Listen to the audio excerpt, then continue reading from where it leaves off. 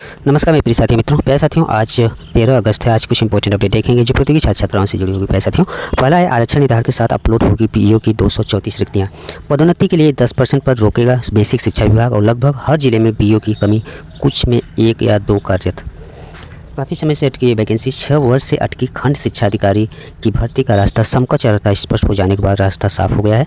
Basic शिक्षा निदेशालय की ओर से रिक्त पदों की ओर से साथियों जो ब्यौरा जुटा लिया गया है और पदोन्नति के 10% पदों को रोकने के बाद लगभग 234 पदों का जो है रिक्तियों का विवरण यानी अधियाचन उत्तर प्रदेश लोक सेवा आयोग को भेज दिया गया। इसके लिए पदों का आरक्षणवार निर्धारण किया जा रहा है। अगले सप्ताह अधियाचन ऑनलाइन अपलोड किए जाने की तैयारी है। इसके बाद परीक्षण कर लोक सेवा आयोग नोटिफिकेशन जारी करने के साथ चयन प्रक्रिया भी शुरू कर देगा।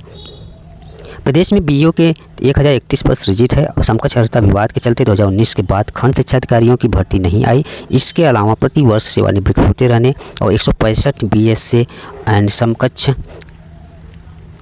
बीएसए और समकक्ष पदों पर जो पदोन्नति हो जाने से प्रदेश में 350 के लगभग बीईओ के पद रिक्त हो गए और अब शासन ने समकक्ष अर्हता का निस्तार कर भर्ती के लिए बीएड को स्पष्ट कर दिया है और इसके बाद जल्द भर्ती कराने के लिए शिक्षा निदेशालय ने बीईओ के रिक्त पद जुटाएंगे। प्यार अब साथियों इन्होंने स्पष्ट कर दिया है बीईओ की वैकेंसी बीएड वाले ही अप्लाई कर पाएंगे। और साथियों 10% पद पदोन्नति से भरे जाने हैं, इसीलिए अपर शिक्षा निदेशक मनोज कुमार द्विवेदी ने सभी पदों का परीक्षण कराया और पदोन्नति के पदों को छोड़कर अन्य के लिए साथियों आरक्षण का निर्धारण किया जा रहा है ताकि अधियाचन भेजे जाने के बाद चयन प्रक्रिया त्रुटियों के कारण बाधित न हो और आरक्षण निर्धारित जल्द ही पूर्ण कर लिया जाए। भर्ती पूर्ण होने पर जनपदों में खंड शिक्षा अधिकारियों को कमी के साथ ही पूरा किया जा सकेगा। नेक्स्ट अपडेट है, ये अपडेट है माध्यमिक विद्यालयों के सहायक अध्यापकों के लिए टेट अनिवार्य। प्यारे साथियों, ये उत्तराखंड के प्रदेश के राजकीय माध्यमिक विद्यालयों के सहायक अध्यापक के लिए एलटी के लिए टेट को अनिवार्य किया गया है। जैसा उत्तर प्रदेश में भी लोक सेवा आयोग एलटी में टेट अनिवार्यता की बात चली थी। माध्यमिक शिक्षा निदेशक विनोद प्रसाद सिमल्टी ने सुप्रीम कोर्ट के फैसले का हवाला देते हुए इस संबंध में निर्देश जारी किया है। शिक्षा निदेशक ने अपर निदेशक गढ़वाल और कुमाऊं को जारी निर्देश में कहा है राजकीय माध्यमिक विद्यालयों में कार्यरत सहायक अध्यापक एलटी जो टेट स्थिति योग्यताधारी नहीं है उन्हें 31 अगस्त 2028 तक टेट करना अनिवार्य है। निदेशक ने कहा सहायक अध्यापक एलटी के नियुक्ति अधिकारी संबंधित मंडलीय अपर निदेशक है जो सुप्रीम कोर्ट के 9 सितंबर 2025 के पारित निर्णय के अनुपालन में कार्रवाई करे। माध्यमिक शिक्षा निदेशक ने निर्देश में सुप्रीम कोर्ट के फैसले का हवाला देते हुए कहा कि जिन शिक्षकों की सेवानिवृत्ति में 5 वर्ष से कम का समय शेष है वे बिना टेट पास किए अपनी सेवा जारी रख सकते हैं। यदि उन्हें पदोन्नति चाहिए तो इसके लिए उन्हें टेट अनिवार्य साथियों उन्हें उत्तीर्ण करना होगा, जबकि ऐसे शिक्षक जिनकी सेवानिवृत्ति को 5 साल से अधिक समय है उन्हें अपनी सेवा जारी रखने के लिए 2 साल के भीतर टेट करना होगा। 31 अगस्त 2028 तक टेट न करने पर उन्हें सेवा से मुक्त कर दिया जाएगा और नई नियुक्ति और पदोन्नति के लिए भी टेट अनिवार्य किया गया है। स्पेशल नेक्स्ट अपडेट है, अग्निवीरों के परिजनों को सैनिकों जैसी सुविधाएं संभव है। देश की रक्षा के लिए अपने प्राणों को आहुति देने वाले अग्निवीरों के परिजनों को नियमित सैनिकों की भांति कुछ सुविधाएं देने की संसदीय समिति की सिफारिश पर रक्षा मंत्रालय गंभीरता से विचार कर रहा है। मौजूदा समय में अग्निवीरों के संघर्ष और ड्यूटी के दौरान मृत्यु पर उन्हें सिर्फ बीमा राशि मिलती है। 2 अलग अलग योजनाओं के तहत ये राशि 1 करोड़ रुपए होती है। हाल में रक्षा मंत्रालय से संबंधित संसद की अस्थायी समिति ने इस मुद्दे पर अपनी सिफारिशों में कहा है कि जो अग्निवीर देश के लिए अपने प्राण न्यौछावर करते हैं उनके परिवार के लिए भी कुछ किया जाना चाहिए। समिति ने कहा कि ऐसे मामलों में अग्निवीरों के परियोजनों को भी नियमित सैनिकों की भांति कुछ सुविधाएं देने पर विचार किया जा रहा है और विचार करें। और संसदीय समिति ने की थी सिफारिश, युद्ध में यदि नियमित सैनिक शहीद होते हैं या ड्यूटी के दौरान मृत्यु होती है उनके परिजनों को पेंशन मिलती है, घर के एक सदस्य को नौकरी भी दी जाती है। समिति का मानना है कि इसमें से कोई सुविधा अग्निवीर के परिजनों को मिलनी चाहिए जिससे उनके परिवार का गुजर बसर चल सके। प्यारे साथियों, समिति की सिफारिश को लेकर सरकार गंभीर है और आने वाले समय में अग्निवीरों के परिजनों को किसी एक सुविधा का लाभ जरूर मिल सकता है। नेक्स्ट अपडेट देखेंगे, ये अपडेट है प्यारे साथियों सहायक लेखाकार और लेखा परीक्षक का रिजल्ट जारी किया गया है। उत्तर प्रदेश अधीनस्थ सेवा चयन आयोग ने सहायक लेखाकार एवं लेखा परीक्षक मुख्य परीक्षा का अंतिम परिणाम घोषित कर दिया है।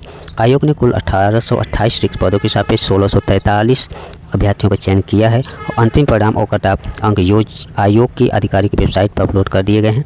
आयोग द्वारा जारी सूचना के अनुसार आंतरिक लेखा परीक्षक निदेशालय में सहायक लेखाकार यानी सामान्य चयन के लिए 268 पदों के मुकाबले 570 अभ्यर्थी चयनित हुए हैं, जबकि सहायक लेखाकार यानी जो विशेष चयन के लिए 950 पदों पर 886 अभ्यर्थियों का चयन हुआ है। और वही लेखा परीक्षा के 209 पदों के सापेक्ष से 206 अभ्यर्थियों को अंतिम रूप से चयनित किया गया है, यानी साथियों सीटें खाली रहेंगी। और इसमें प्रदेश राज्य विधिक सेवा प्राधिकरण में सहायक लेखाकार के एकमात्र पद पर भी चयन कर लिया गया है। आयोग ने बताया कि विभिन्न आरक्षित श्रेणियों में पर्याप्त पात्र अभ्यर्थी उपलब्ध होने के कारण कई पद अपडेट किए गए हैं। साथ ही स्वतंत्रता संग्राम सेनानी, आश्रित भूतपूर्व सैनिक और उत्कृष्ट खिलाड़ी श्रेणियों के कुछ पद रिक्त रह गए हैं और अंतिम चयन परिणाम में 68 अभ्यर्थियों को औपबंधिक रूप से शामिल किया गया है। उनका चयन प्रस्तुत किए जाने वाले अभिलेखों प्रमाण पत्रों के सत्यापन के बाद ही उनका साथियों अंतिम माना जाएगा। नेक्स्ट अपडेट है जूनियर हाई स्कूलों के रिक्त पदों की मांगी गई सूचना। प्रदेश के और शासकीय सहायता प्राप्त जूनियर हाई स्कूलों में प्रधानाध्यापक एवं सहायक अध्यापक के सृजित कार्यरत एवं रिक्त पदों की सूचना मांगी गई है। शिक्षा निदेशालय में उत्तर प्रदेश शिक्षा निदेशक विज्ञान डॉक्टर ब्रजेश मिश्र ने सभी BSc को 7 अगस्त को पत्र भेजा और अन्य उच्च स्तर से मिले निर्देश पर 1 सप्ताह के अंदर सूचना उपलब्ध कराने को कहा है। रिक्त पदों की गणना भर्ती वर्ष 2021 में आवंटित प्रधानाध्यापक सहायक अध्यापक के पदों को छोड़कर की जाएगी और रिक्त पद की सूचना उत्तर प्रदेश शिक्षा सेवा चयन आयोग को भर्ती के लिए भेजी जाएगी। नेक्स्ट अपडेट है प्यारे साथियों, जैसा कि टेट 2025 में इन्होंने कराया था और 2026 में टेट कराने का ऐलान कर दिया है। साथियों, बिहार बोर्ड के अध्यक्ष ने जारी की तिथि या स्टेट का आवेदन 17 से बिहार विद्यालय परीक्षा समिति ने माध्यमिक शिक्षक पात्रता परीक्षा यानी स्टेट 2026 के लिए आवेदन करने की तिथि जारी कर दी है। परीक्षा समिति के अध्यक्ष डॉक्टर त्यागराजन MS ने बताया कि यह स्टेट का ऑनलाइन आवेदन 17 अगस्त से शुरू किया जाएगा और बोर्ड की ओर से बताया गया कि परीक्षा के आयोजन से संबंधित अन्य जानकारी 14 अगस्त तक समाचार पत्रों में नोटिफिकेशन के जरिए दी जाएगी।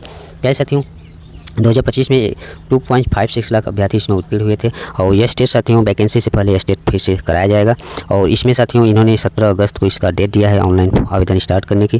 प्यारे साथियों, समिति के अनुसार शिक्षा विभाग ने परीक्षा आयोजित करने की सहमति दे दी है। विभाग से निर्देश के बाद आवेदन की प्रक्रिया शुरू की जाए साथियों जो प्रक्रिया है शुरू की जा रही है।